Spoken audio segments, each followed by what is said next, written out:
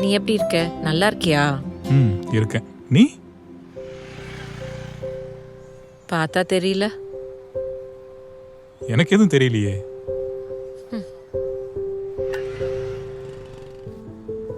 ஒருவேளை நான் உன்னையே கல்யாணம் பண்ணியிருந்தா இப்படிலாம் ஆயிருக்காதோ என்னமோ. யாருமே நான் சொல்றத கேட்கவே இல்லை.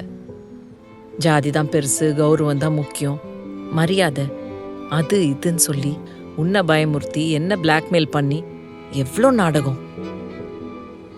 கடைசியில என்னை பத்தி யாருமே யோசிக்காம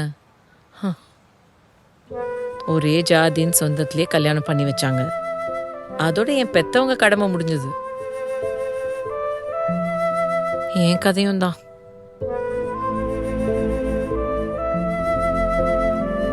அவன் குடிச்சு குடிச்சு குடியே கதின்னு கட்டினவளை விட்டுட்டு போயிட்டான்.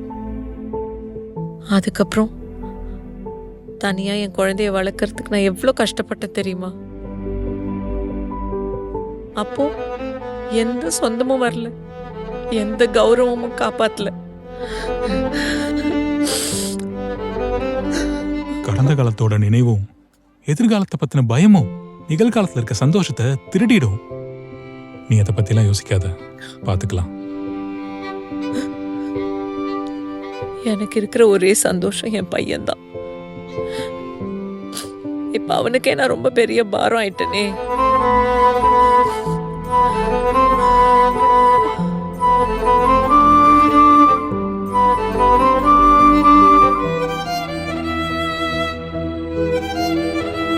ஆனா அவனும் உன்ன மாதிரிதான்.